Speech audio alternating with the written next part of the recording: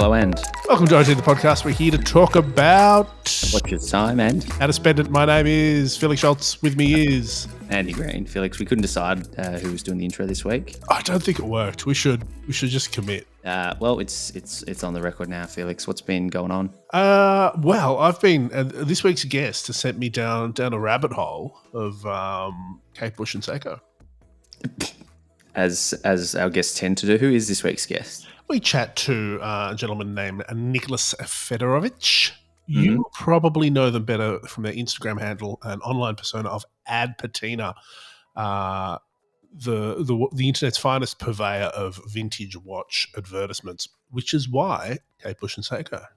It makes a lot of sense. I believe that you sort of broke the Ad Patina news to the internet list. Nick credited a lot of his success to you, I think. Look, I mean, I don't like to claim, that I'm the tastemaker and the star maker of vintage watch ad retail outlets, but I might as well. Yeah, I mean, take it. It's probably because you sent me an Instagram and I'm like, yeah, sure, I'll take it. Yeah, this guy be great for a list. He's been kicking around for probably 5 or 6 years now. Yeah, and he's, look, let me just say, it's been a long time between visits to his website. It's got a lot better. He's moved out of WordPress and onto Shopify. But we talked to him all about the differences of ads that he finds. He's surprisingly cagey about, like, even after the interview, Andy, I'm like, oh, what was that magazine that you mentioned? He's like, no, I can't tell you. Yeah, he's like, I can't tell you that. It was like, yeah, very secretive. But it makes sense. Yeah. His business is knowing where to find the ads and cutting them out and framing them. I think it's quite interesting from a historical perspective, which is also what we chat to Nick about.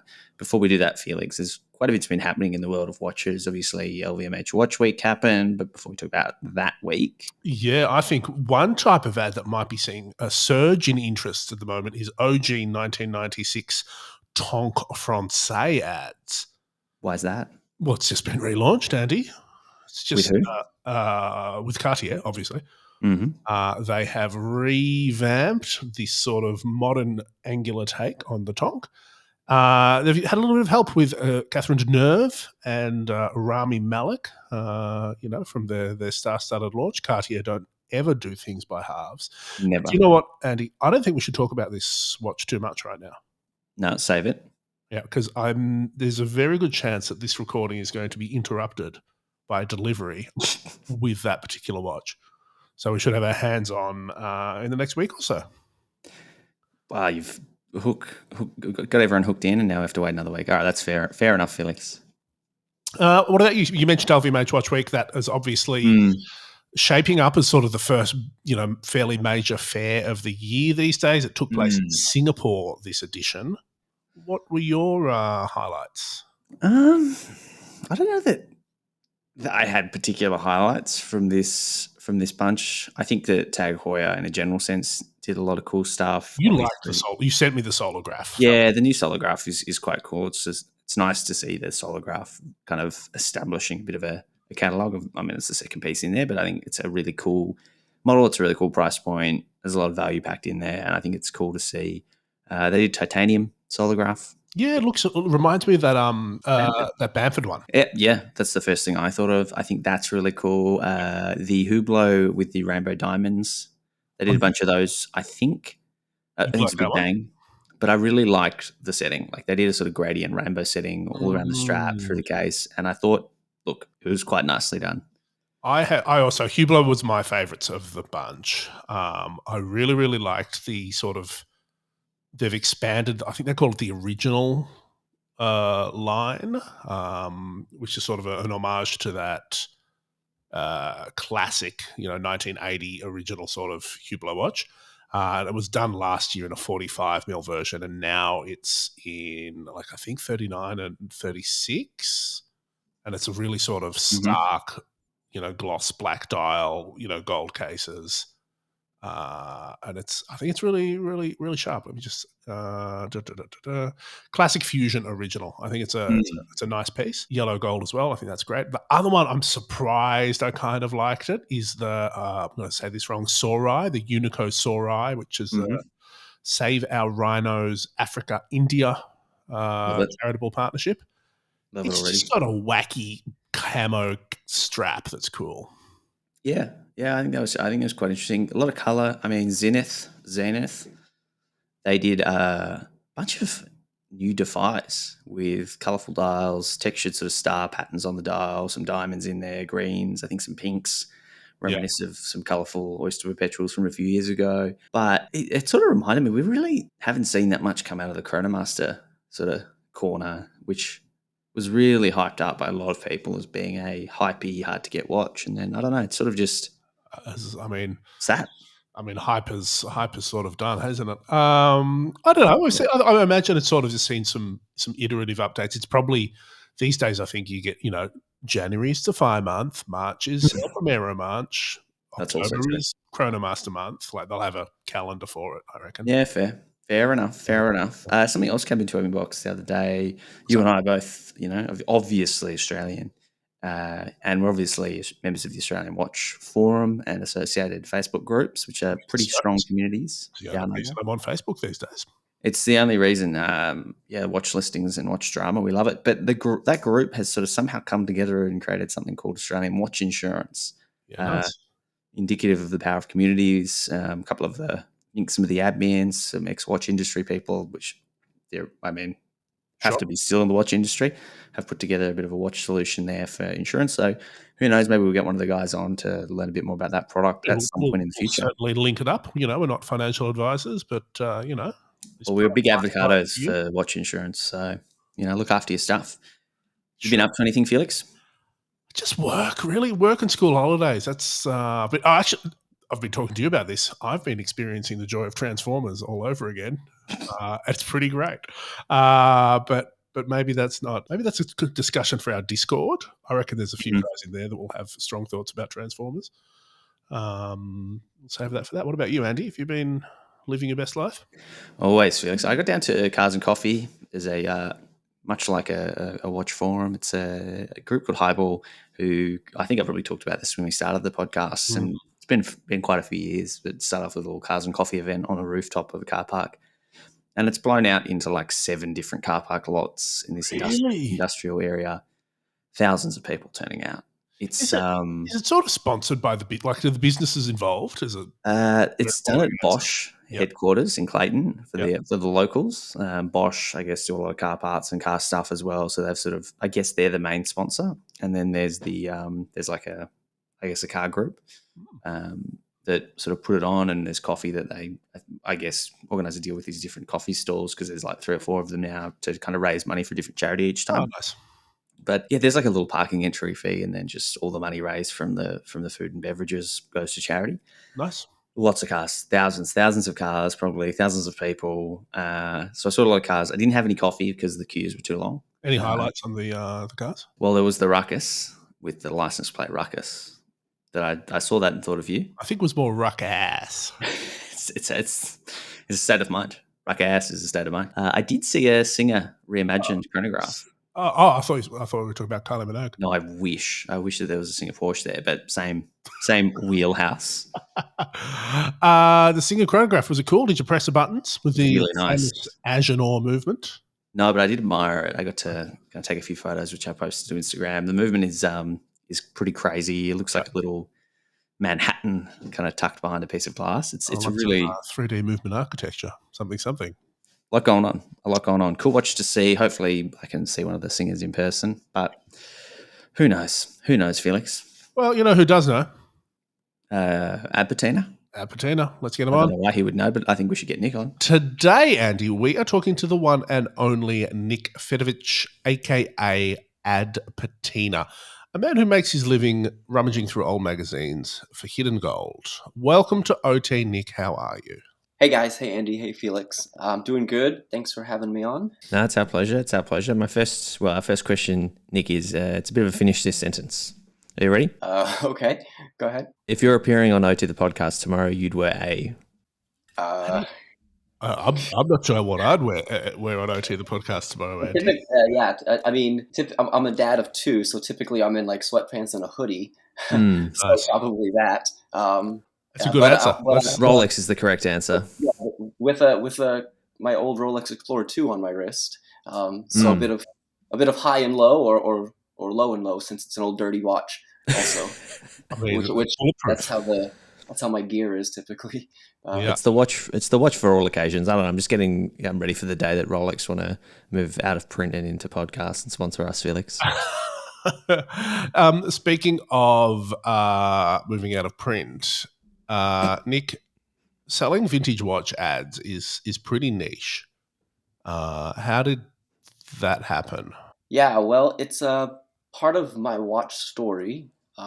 So going back over 20 years, when I first bought a Rolex when I was much younger, um, one of the reasons I got hooked on Rolex and had my sights set on purchasing one was I would see the advertisements in magazines. Mm. And, this is back in 1998. So this is coming up on the 25-year anniversary of me buying my first Rolex, which really dates me. I don't look as old as I sometimes feel, but it's a reality. So yeah, back then, when I would, my mom was probably chauffeuring me around, and she would take me to the dentist, for example, an annual cleaning, and no one, we don't have a cell phone to scroll, and when you're waiting in an office for you to be called, and so there's magazines naturally, and you're just kind of flipping through them. And there's Sports Illustrated, there's National Geographic, Architectural Digest, People, whole circulation of different publications. And Rolex, I always say, they're very prolific. There's lots of Rolex ads over the years, and you inevitably I would hit one, and they would be this watch would be there, and they would be usually the ads of that time in the late 90s would always feature an athlete or some explorer, some adventure person, somebody with some accomplishment. And again, I was saving up for a watch at that time in my life. My first paychecks that I was earning working at a grocery store, I was putting them in a little bank account and saving up. And I wanted to buy something that was going to last forever. I didn't want to sort of waste money and buy a car, which a lot of kids, for example, in high school wanted to buy a car and put a stereo in their car and buy sneakers and all that sort of stuff. I, again, kind of had my sights set on this object. And I grew up as a single kid. My mom did not have any fancy jewelry. She was not a collector. My dad didn't have any, fancy watch or anything like that. This was really just something that I just sort of picked up on through observing society. And, we were fortunate to have friends who did own Rolex watches. And so I kind of got a taste of it through them. But anyways, the ads really got me hooked and kind of sold me on this being the right choice. Because if all these men and women who do all these great feats are relying on this, and if it's something that people seem to be rewarding themselves for, an accomplishment, it would be, kind of a worthy purchase. It would definitely satisfy lasting forever, which again, I wanted to buy something that would last a long time. And also it was a nice goal that I set for myself at a young age to kind of save up for this watch. So that was my first introduction to the ads. Sure. And I would, rip them out sometimes, tape them on my bedroom wall. It would be, they would be like posters, and I would just, kind of see them, and they would just be a reminder to, go to work and, don't sort of keep your eye on the prize. And so that's kind of that's sort of the intro for me with ads. I haven't answered the question, why do I do No, that's really fascinating. And I want to ask, so that you were sort of drawn into the world of Rolex through the dentist's office, which I think is, really relatable in a pre-mobile phone era.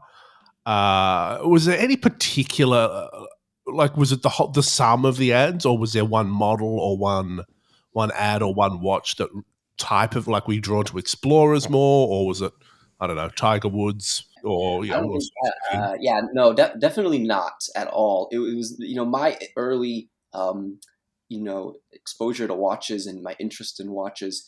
It's very different than people today, I think, that come into watches.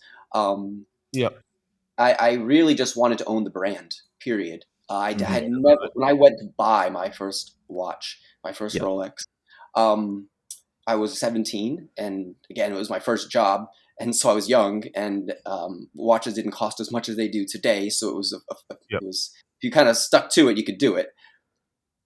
And a lot of people know the story, but in case I'm sure you have listeners that don't, so I'll tell it briefly. I was in high school, and we had a class trip to Paris, and my mom saved up. She was saving up to give me this experience, and so that's where I bought the watch. It was on a high school class trip in Paris, and so. But when we went to the jewelry store, my art teacher took me. Believe it or not, I didn't go to Paris with all this cash, so she put it on her credit card and bought it for me, and I paid her back. And and I walked into the jewelry boutique, and it was in Paris, which was kind of cool. And it was an older lady, a sales lady. She might have been the owner of the shop. And, obviously it was a display case back then full of Rolexes, right? Like everything. And you take it for granted. You don't know I had no idea what's going to happen with watches. And I could basically pick anything. And I have a budget, of course. And really, I just let her decide for me. She picked out a 36 millimeter Datejust, silver dial, smooth bezel, oyster bracelet. And I just remember her telling me, you have a smaller wrist. This is a good size. It's a little bit sporty because of the bracelet, the oyster bracelet, and it's a little bit, dressy because it's a Datejust. And it all just sort of made sense and it looked good. And I was so happy to get a Rolex, period. And, that question, I recall the ads at the time. And I remember having a lot of Rolex ads on my wall that featured women's models, ladies' models. Because, again, it wasn't really about owning a Datejust or owning an Explorer or a Sub. It just was the brand. And I think that some of the women's, I've never thought of this, but, what I do now for a living, framing, ads, a big component to, what makes a great ad is obviously the visual. And a lot of the ads I had on my wall that were women's watches, they really featured the watches prominently, like large, and they had, jewels and color. So they really looked pretty on the wall. It wasn't just like an ad with words and then just a black and white watch. It was really a dynamic ad. And so perhaps, I had a taste for ads. That's where it developed. But yeah, I mentioned before, we had family friends that owned watches, and the wife, I noticed her watch first back in the day. She had a lady Datejust that was gold with emeralds and diamonds. And so that really stood out to me. So that was probably the first Rolex I ever remember, seeing. And did not have a specific model in mind, and I wasn't collecting, Explorer 2 ads or anything like that. Yeah, I still have the watch, and I wear it every April for sure. Every single day of April. That's the anniversary when I bought it. But yeah, it's a very special time in my life, and very important object for me. That's quite the origin story. I love it. And so, as you sort of mentioned, you now frame vintage watch, adverts. We'll get into a bit more detail and nitty gritty because Felix and I are both really curious as to where you get them from, how you price them up, what's rare, what's not. But do you have any personal favorites? Yeah, I do. We have a number of ads that are up in our home, all over the place, and the Matterhorn. So it's interesting. Felix and I kind of go way back. I think he might have given me my first exposure. He emailed me in 2018. I kind of looked this up because I thought it'd be cool to bring up. But he wrote an article, or he featured the ads in an article, and he asked me about the 6 best ads according to Ad Patina, and this was 2018. So this was probably within a year of me starting the what I do. I was still working at the time. This was just sort of a side business, and I looked at it recently, and I think there's just still one ad that still stands the test of time, because obviously things change. I don't necessarily have the same opinion. What are the 6 best ads? And don't ask me that question either right now. But I will say that the one that is still to this day, I don't get tired of. That's a terrible phrase, but I should probably say it still brings me joy. I still get the same feeling. Is the Explorer top of the Matterhorn from 1966. So it's this great image, black and white of a sort of a hand grabbing the side of a mountain or grappling a cliff. And it's just it's a beautiful photograph. And I always like to point out when I talk about that, it's a photograph first and then a great ad for the brand second. It happens to be an ad for the Explorer, but it's so much more than an Explorer ad. So that one is still a personal favorite. It's become very, very difficult for me to get. So a lot has changed, related to pricing and that sort of thing, which, we can get into if you want. But that's one that's in the collection that will sort of always be in our dwelling, wherever we go. The other one that I really love, it's a Cartier ad with the Panther. It's from the late 90s. And that one, it's just, again, it's an image, right? It's an ad, of course, but it's really a photograph. And there's a lot of different types of ads out there. They're all done differently, the design of them. I think we're naturally trained to frame photographs and images and, landscapes and color. And so, I think the ads that have that element overwhelming really work well when we're framing something. But yeah, those are two that come to mind that are just like no-brainer, like easy, just wonderful ads that I know in 10 years I'll still love them as much as I do like the first day I found them. Yeah, amazing. And sort of looking at one now, it's an Asprey Rolex ad, and it's just a picture of, you've got it on the website, but it's just a picture of 4 Rolexes with like an Asprey. I guess, what would you call that? Like is a statue? It's not statue, but it's just like an A, like their logo. Yeah. And then a Rolex logo just tucked on the corner of this photo. And I mean, there's a typo in their ad. I just cannot fathom this ever being approved in the last, 20 years of modern Rolex as we know it. The advertising standards and the way they did things back then was obviously different. And I'm imagining where these ads actually would get placed was also quite different. But like in a general sense, without revealing, your exact source, where do you find these ads? Like what sort of magazines are they sort of popping up in? Sure. Well, first of all, I'm glad you brought up that ad. That's actually a really beautiful ad, and that's one that I've found recently a pristine example, like perfect example. And I'm a really tough grader, and I've had to change my standards a little bit because I'm dealing with paper that's old. It's really hard to find something perfect. So the definition of a perfect ad has changed for me a little bit, but I did find one recently that is perfect, and that's from '66, and I remember knowing of the image of that ad, but I never found the physical, ad. I never got to take it out of the magazine. And so that was one I recall fondly, it was on my list of ads to hunt.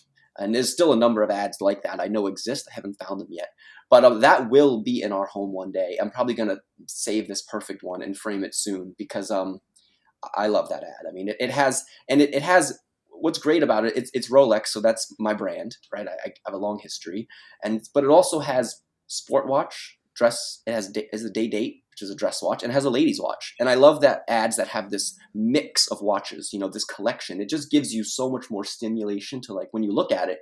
It isn't just an isolated one watch, and those ads are fun too, But I think you get an extra bonus with that because it has this array of watches and the different bracelets and.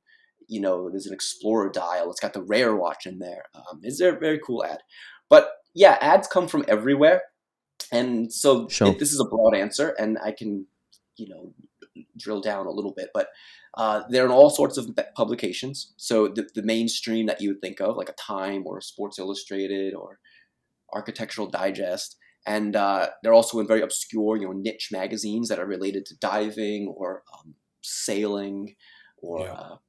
But also they come from all over the world, right? Like these aren't all, I don't pluck these all out of the local, thrift store down the street. I have to have an all out, like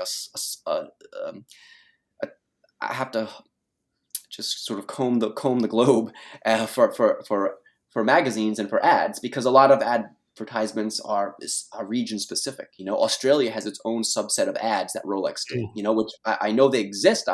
There's some I'm on the hunt for. I haven't found them yet because those magazines that were in Australia, they're they weren't, their circulation I think is really low. And so what survived, we don't know. And then hunting for them is hard. I'm not physically there to look. So then I have to enlist people to look for me. And that's sort of a fun thing to do as well. You might find, an older person who's retired that wants to do a little, likes to go out and stay active. And, I can chat with them and give them a little homework and kind of teach them, some basics, and, they can find a few things for me. And I have a few people I work with, maybe 2 or 3 people I work with sort of in different parts of the world that are sort of on the, I don't want to say, I mean, they're very much integral to Ad Patina and sourcing ads, because I'm one person. I can't do it all as one person, right? And so I get help. But I still do a lot of the hunting myself as well, because it's fun to hunt for stuff. They're like your vintage pickers, I guess. That there's yeah, the supply chain of I mean, there's so many parallels, or I can make so many analogies with watch dealers. And a watch dealer to get stuff from all over the place. There's brokers, there's the pawn shop guy, there's the local jeweler, there's the client that sells something back. And what I do now, 5+ years in, there's so much interest, which I'm really, still, it's really wonderful that I can do what I do. But there's so much interest. It's just great to be able to have so much variety to work with. I forgot what I was saying. That's why I'm kind of that's fine. Something you said there sort of really sparked my interest. And if you felt like it, I mean, I understand if you don't want to, but this is obviously an Australian podcast with a fair few Australians listening. Mm-hmm. If there's any particular publications or years that you're interested in too, just feel free to say, hey, if anyone has a stack of, I don't know. So I will. Yeah, no, I'll do it. So there, and this is, so there's an ad I'm after, and I've been wanting it for years and years and years. And I know it exists. We've seen the picture. I'll describe it, and you guys may have seen this picture, because it's been used maybe in an article. And, but I'm 99% sure that it derived from an Australian publication, and it derived from a surfing publication, which there's a lot of old surfing magazines in Australia. And it's probably from, I would guess, the early 70s, but it's a red Submariner featured, and it's a color advertisement, and it's a surfer on a wave, and with a red Submariner. And again, that ad is probably, I don't know, it's targeting surfers, water recreation enthusiasts, but I'm pretty sure that ad was not, knowing what I know and using my sort of detective skills that I've sort of honed, I'm pretty sure that's not just in a normal magazine. I think it's a surfing magazine, and that's where you get into these niche publications that surfing magazines aren't just, they're not just out there all over the place, and sometimes when you find them, people know what they have, and the magazine's expensive. And that also ties into pricing, right? Not every magazine is $1. Let me tell you. And listen, it's great where the ads are right now. I think there's a lot of opportunity. I think the future's bright, but people, prices have just risen, over the years. I mean, I pay more for stuff. It's nice. It's nice, but it's there's a lot that goes on behind the scenes, as most of the time with businesses. It's not a simple. So if anybody has that surfing ad or has surfing magazines from the late 60s or early 70s, I'm paying up for it. Yeah, sure. Top dollar. We can make that happen. One thing I find interesting, so a lot of you speak to a lot of writers, and not like just sort of watch writers, but copywriters, and anyone that's sort of into words will often reference watch ads as specifically, examples of really good ad copy. Like I'm thinking particularly those, I think it was a McCann ads from that, I don't know, the 70s to the 80s for Rolex. Like, if you were the president of the world, you'd be wearing this. All those sort of iconic ad lines. Do you know much about that? Or is that something that you've sort of learnt about, like who made these ads, where they came from? Or is it more the end product that you stick with? Yeah, that's a great question. So I have a lot of goals for 2023. And one of the goals is to not only continue to share ads, interesting, beautiful ads, clever ads. But it's really to share the story behind the ads and to really learn about the agencies and copywriters, men and women who sat in a conference room, who worked with a brand and came up with campaigns. Because, for me, a lot of what I look, sort of this platform, I guess I'll use that word, that I have the opportunity to showcase people's life's work, people's, careers. And these ads come from a day and age where it was a big deal. I'm sure there was a lot riding on advertising, print advertising. They didn't have social media and celebrity endorsers and that sort of thing. A brand didn't have all these basketball players wearing their watches, right? Like, I'm sure a lot of Royal Oaks sell because people see them on the wrist of a basketball player or a musician. But back, in the 70s and 80s and 90s, Royal Oak sold because it was advertised in a sort of a luxury magazine, and the ad was done in a way that made people pause, like, oh, what is this? This looks like a special watch. It looks different. It's not a Rolex, but yet it's positioned in this way that it's a really special, special object. And so, so I have been fortunate to,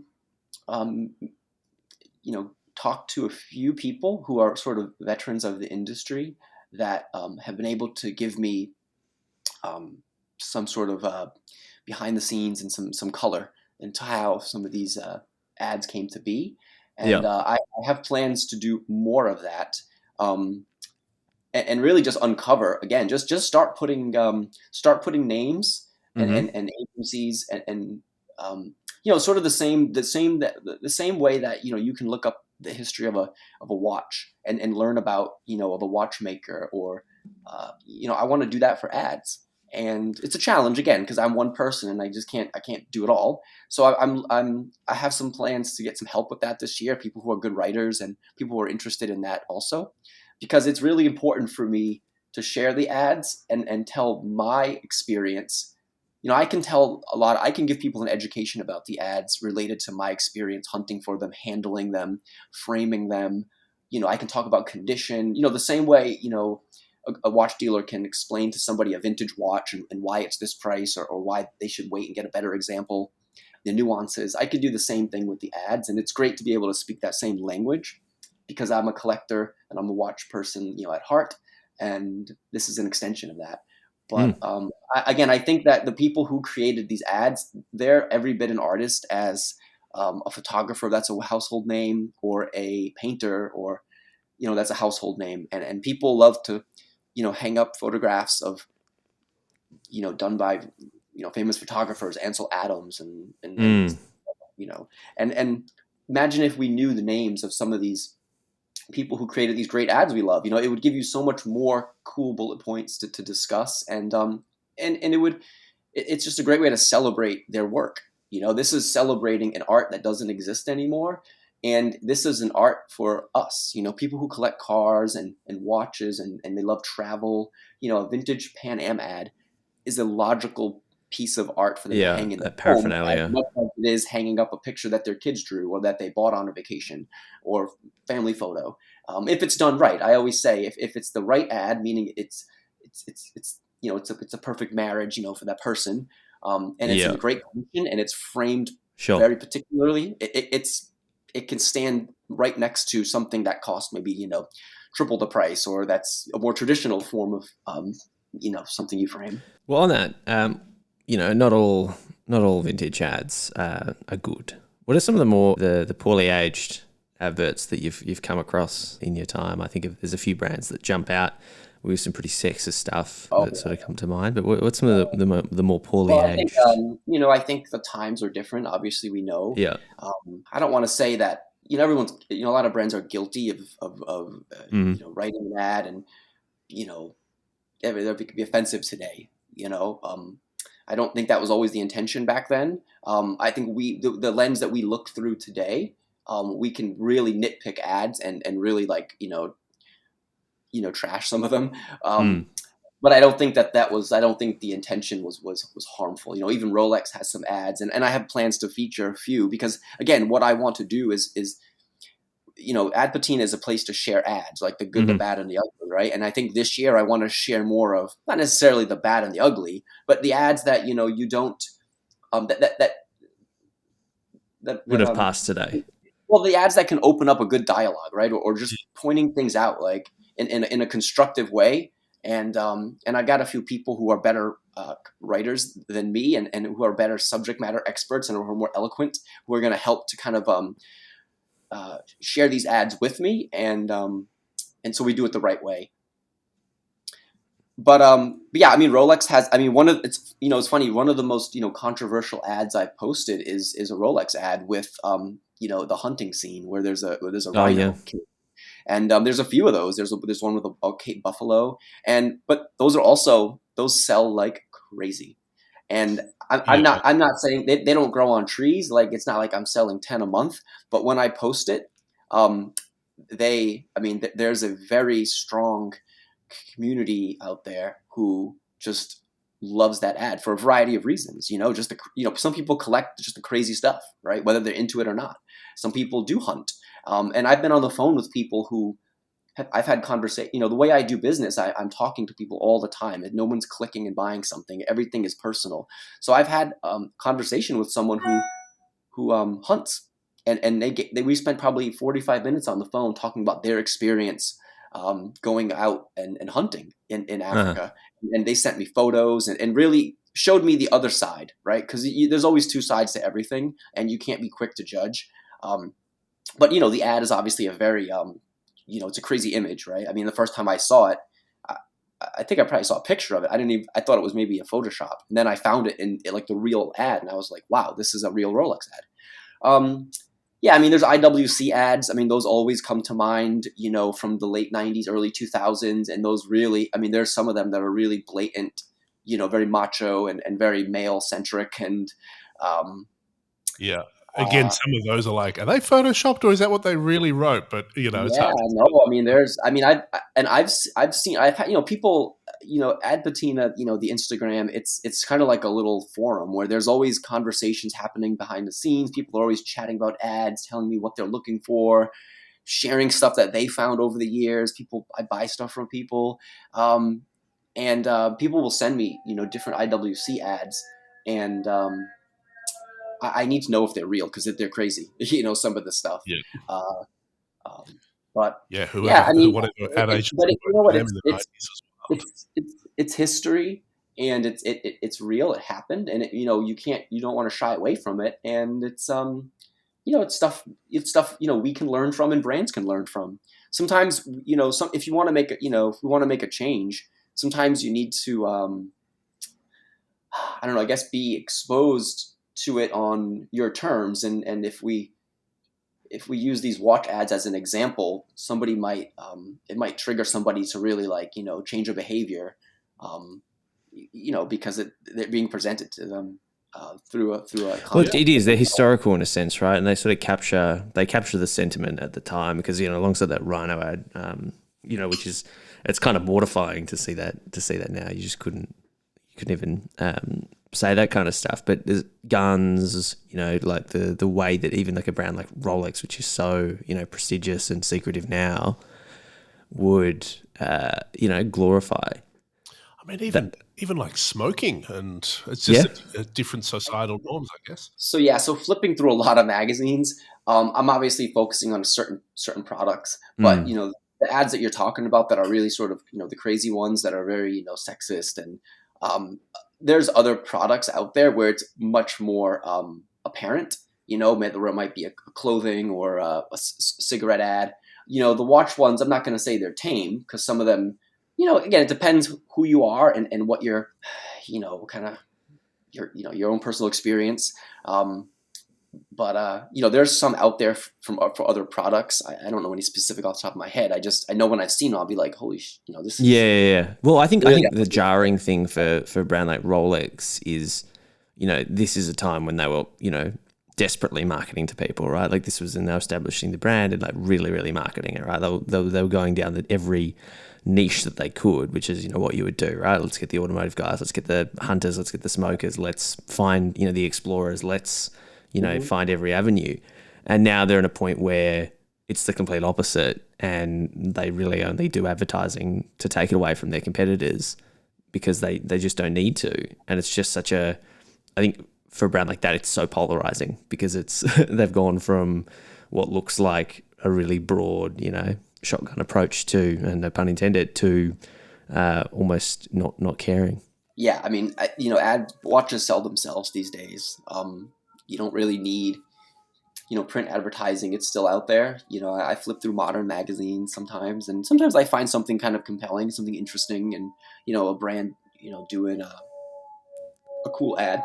But I think a lot of the advertising now, I think a lot of I would have to guess that for watch brands, maybe especially, a lot of the advertising and the creative energy and all that planning that went into creating a campaign, it goes into their social media, it goes into their events that they plan. Yeah. It goes into working with, celebrities. It's just a different form of advertising. I think they still put the same, I think they probably still put the same effort into it and the same thought, but it's not in the form of a print ad because not everyone's reading magazines, so it might not be worth it to do it. I mean, as someone who loves print ads, I think it makes the vintage stuff, even like neo-vintage stuff, it makes it more, it makes it more special and more appreciated because it's harder and harder to come by good print ads. But I think I think that if they were to do print ads, people sort of, and I don't have any background in advertising. I'm not an expert or I think that, I think there's a way to create print ads these days, brands, that you could make them more compelling and more interesting. There's so many great photographers out there, so many great, clever people that create content on social media and just create really great images. Instagram is all about, photographs, and everyone's always looking at pictures these days. Everyone has a camera. I think there's a way to shoot watches, and I think there's a way to style people in watch ads that is a new take on showing how a watch can be worn or getting people excited about wearing a watch. Mm-hmm. And I think that they could, come with an approach that's, more natural and more authentic. It's great that, Roger Federer is a brand ambassador for Rolex, and I'm sure his image sells a lot of watches, but, maybe different pictures of Roger, right? Yeah. Like not just his face posing with a watch that looks very like artificial, like this is clearly do something interesting with him. Just have him leaning over a, kind of like just finished a match or just finished practicing at his court at his house. And he's just sort of like, it's just sort of like leaning over a chair, and maybe one of his kids is in the background, kind of blurred a little bit, just like a very natural, real picture. I think that there's a lot of opportunity to create great ads. And I think we might see this stuff, but when we see it, it's on social media. It's not in a magazine. And again, I think that's a really good point. And it's something I think a lot about, like the print ad market is smaller. It's also a lot more, I imagine, centralized now. So I imagine in the 50s or 60s, every market maybe was involved in creating and producing ads that were specific for the region, whereas now it's all going through Switzerland, and they will make one ad campaign for the whole world. So you're not seeing those, it has to be a picture of Roger Federer that will work in, Japan, America. There's a lot of creative people out there that do great work with video, and I think that there's a lot of opportunity to get, the word out about watches through just really good, content, the way we consume it today. And that's the reality, and that's fine. Again, it really, the ads that I deal with are finite. They're not getting made anymore. I just deal with originals, so I'm not reproducing them.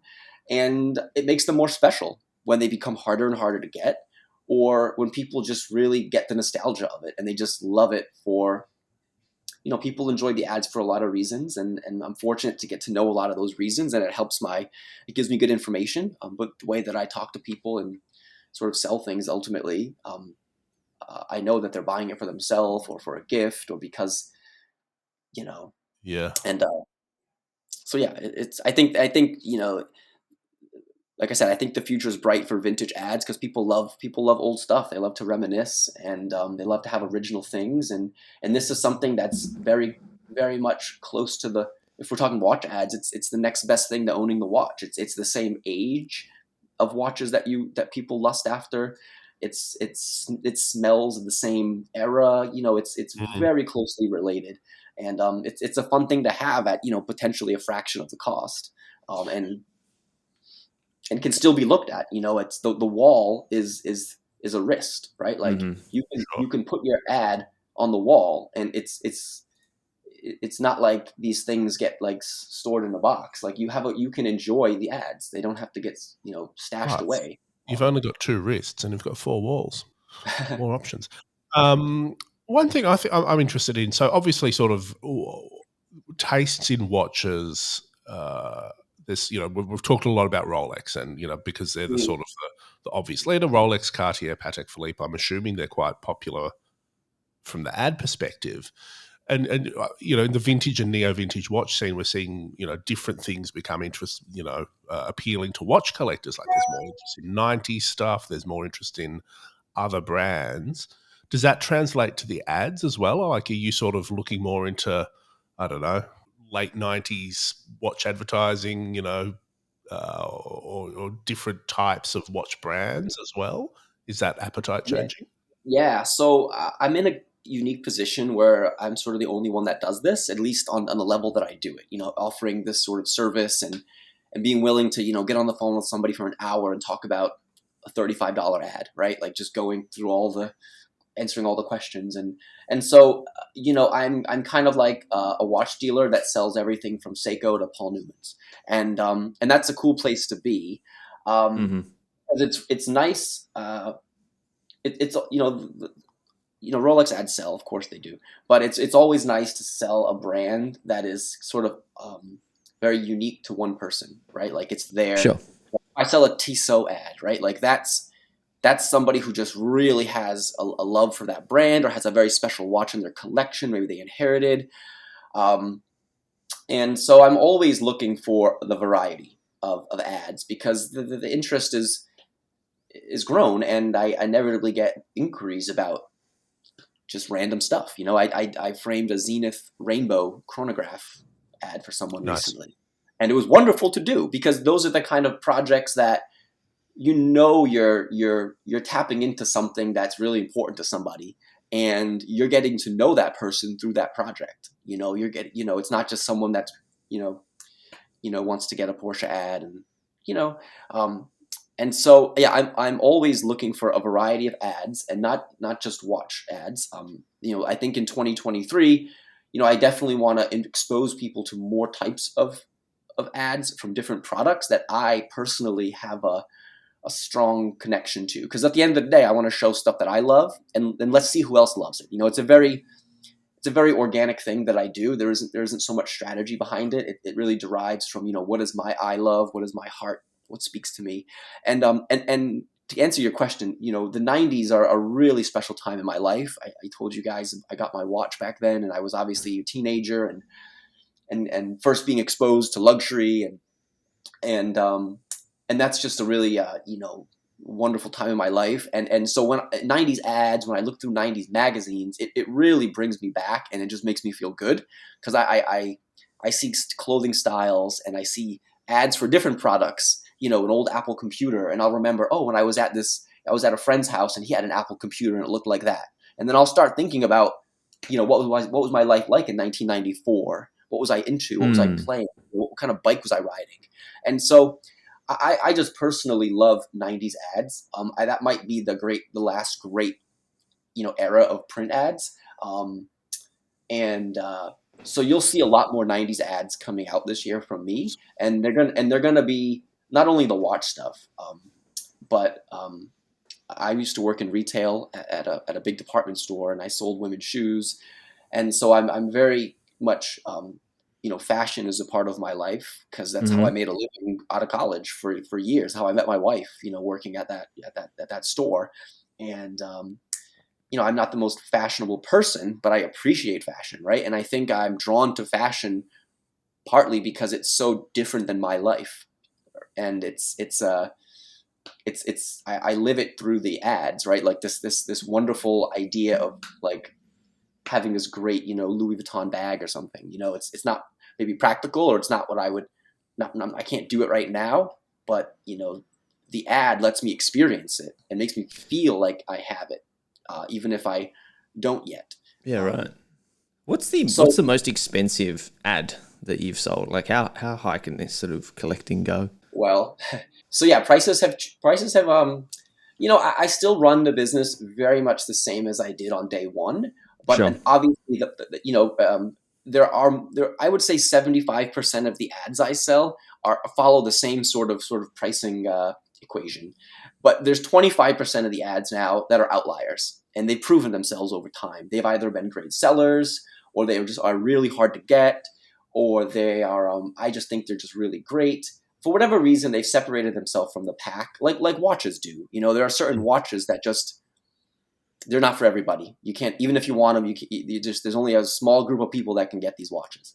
And although I want everybody to have an opportunity to get the ads, there are some ads that are just priced a lot higher now, and not everybody gets it. Not everybody's seeing what I'm seeing. I'm always happy to explain it on the phone. Why we're at this price point.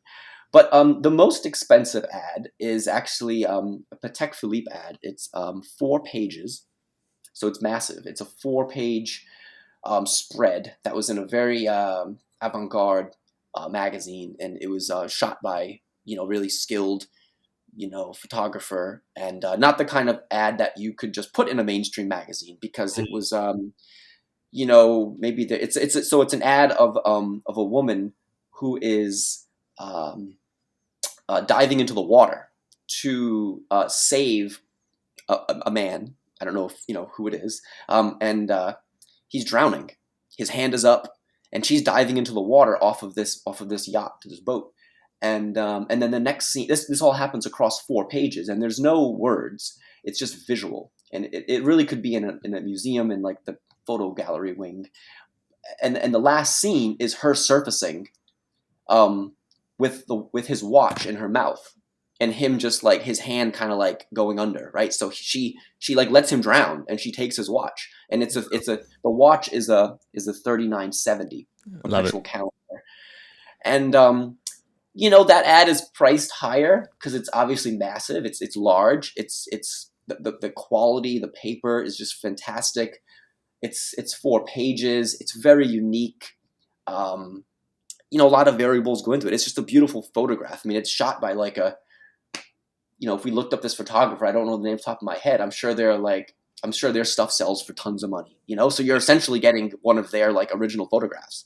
And so that one I think was $3,000 framed. Wow. Everything. And framing is a component that adds to cost too. That's a bigger framing project. I did that one with a metal frame, which is a more expensive frame than wood. And that big piece of glass, 2 big pieces of glass, the glass that I use is anti-reflective. There's no shortcuts, and so that glass is expensive. Anybody that's done custom framing knows it can add up. But these ads deserve the best, right? Like, we want to preserve them and let them last forever. It's great to rescue them from these magazines that might get thrown away, or again, maybe the magazines don't get thrown away, but they just stay in somebody's house, and we never get the chance to enjoy that image, that story. But there's a number of ads now that go for like $9.95 framed. Matterhorn is one of them. But yeah, I mean, I think a lot of the frame. I mean, listen, I have so many ads available. Like the Matterhorn is an Explorer ad that's priced a lot higher than most ads. But I also have a lot of Explorer ads that are, a third of the price, right? Like there's a great Explorer ad. It's If You Were Climbing, it's that series from the late 60s, and it shows Mount Everest, and it shows a 1016. That's a wonderful ad. That's like a third of the price. So there's a lot of opportunities to get a great vintage Explorer ad. But if you want the Matterhorn, it does cost more. Just like if you want, a vintage Daytona, it does cost more than if you want a 2-tone modern Daytona, maybe. It is what it is. And again, it's been great to have so much interest over the years, and to have these ads a lot of these ads that are priced higher have a track record, right? Like people have spent that much, people have bought that, and I want to be fair and consistent. And I don't know when they're going to run out, man. Like that some of these ads, I literally will get, I'll talk to people, and I'll give them like the honest rundown. Like, hey, I might have this ad, 3 times this year. How do I price something that I'm only going to have 3 times? And I know a lot of people want it, and there's nobody else doing this. So it's not like I can look at what this person sells it for, that person. Like I'm kind of I have this responsibility and to price it, and I also want to be fair, and I want to run a business, and I want to make people happy. But Makes I know sense. what it takes to get some of these things, and to find something in great condition, and it's not easy. I would say we've just had a bit of a look at adpatina.com, your site. If you go to the frame gallery section, that beautiful double spread Patek ad is a featured image there. So if you're wondering what we've been talking about, check that out. It's a cool ad, and it does look like, I'm sure it was shot by someone who is quite famous, knowing that. I've got a question for you. I've also been looking at ads now, and you've sort of sparked my curiosity. And my favorite ads. I want to casually commission you to find some ads for me. Is this possible? And what am I talking about? Seiko ads from the 70s with Kate Bush. Have you ever had any of those? No, I only have had. Seiko is obviously a popular brand, and I've really only ever had maybe 5 or 6 Seiko ads. A lot of them feature the Pogue. Sure. And there's one that does well. It's called the All Man's Watch. It kind of looks like a cover of a romance novel. This couple's out like on the dock. I know that one. Yes. There's a dialogue that goes back and forth between them. It's it does well when I have it. It's just not the easiest one to track down. And is that like, the thing with the Kate Bush, like she did an ad campaign for Seiko in Japan, obviously. Do you struggle to get stuff from other markets, like sort of from Japan or other, national? I think the struggle is just finding the time to do it. I always wrestle with, just replenishing stuff that just sells regularly, right? Like I have to run the business. So, if something, if I can replenish something, you will. I got to work on that. And then I have to obviously always try to find new stuff, because that's exciting to me to unearth something new. And in 2022, there's a number of ads I found that I think I sort of discovered. I didn't think they existed for a particular watch, and I found it. And so I always want to carve out time for that. It really just comes down to like time management. I think I could pull a lot of great stuff from different countries, but I just don't always have the time to do what it takes to do it properly. You just can't. You don't always want to just buy magazines just for the heck of it, because it adds up fast. Believe it or not. So you got to kind of watch what you're spending, and it's very easy to spend money, right? Like you just keep buying. But it takes a lot of work to go through a magazine, and then okay, now what are we gonna do? So you try to buy stuff strategically, whether it's what you're getting or you're getting it at a good price in case there isn't anything great. A lot of what I like to do is really talk to people who can look through magazines for me. And it takes time to write people emails and write messages and explain to them kind of what you're looking for. And so it's this is the long game. I think, again, the ads have a bright future, and there's enough going on with sort of what's been unearthed at this point to sort of, keep the business going and keep people excited. There's so many people that don't know I exist that, what I've done so far is sort of like people are happy with and excited about, but yeah, as the person who's been doing it since day one, like I want to find a lot of those ads, interesting Seiko ads. I framed one recently or last year for, it was like a Seiko watch, and it was the scene of it was like Cambodia in the background, right? And that's probably a very specific ad for that market. And, those are just needle in a haystack. You just get them, and, they're so cool. And you just want to show them, even if they don't sell. Sometimes I just want to show an ad with no intention to, I don't have anybody in mind for it. I don't know. I have no hopes and dreams for it. It's just a cool ad, and it's just something different, and it's new content, and it's like fun to share. I think, what I do, I'm not showing my watch collection where it's like you're seeing my same watch over and over again. I'm showing different things all the time, which is kind of fun for me. It doesn't get redundant. I don't get burned out. I can always I can switch to so many different types of posts, whether it's showing the process of framing or showing something new or posing, a question or. Cool. Well, you know what our last question is for you, Nick? Recommendation. Yeah. A non-watch recommendation, right? Yeah, we know you're prepared. No, I'm not. Yeah, it's I think I started off talking to you guys about being a dad. So and also like kind of being one person running of this business, which is I'm very grateful that it's sort of grown. And those two things take up a lot of my time. And I love both of those things, being a dad and doing the business. So I don't have as much time as I'd like to kind of just dabble in just other stuff. But the book I'm reading right now happens to be about watches. It's the Cartier book, so I won't go into that. But I do try to read the one I'm reading at the moment.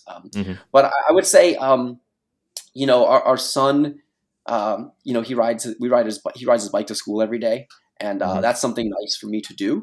And so I recommend, getting out on a bike. We do it in Chicago in the winter, in the cold. So if we can do it, you can do it. But it's just a nice feeling to get out on a bike and go for a ride. It's obviously, good for your health. And for my daughter, she's 3, and she's sort of into swimming right now, and she's doing well with swimming. And so, just getting in the water and just going for some laps and just putting yourself in a different, different environment. These are not, probably great recommendations, and I apologize and I acknowledge I don't have like a fancy Netflix show or a wine for someone to try, but it's dad life, and it's entrepreneur life or whatever, and anytime I can get a chance to take care of my body a little bit, that's probably a good thing, so that I can like keep doing all this, keep being around for the kids, and keep posting stuff. So I don't know. That's a good recommendation for me. I don't know if it is for anybody else. Yeah, Just, that's solid. We'll count it. Health and wellness and getting outside and that sort of thing. New year, new you.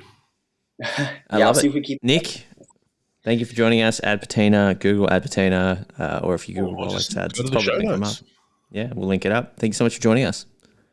Thanks, guys. It was a pleasure talking, and thanks for listening to me ramble on, as I tend to do.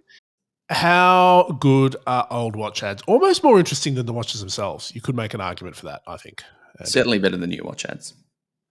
Yeah. I was thinking that, like, it's clearly a dying art, but I wonder when they stop being good. Who knows if there's a year? You probably trace it to like the early 2000s.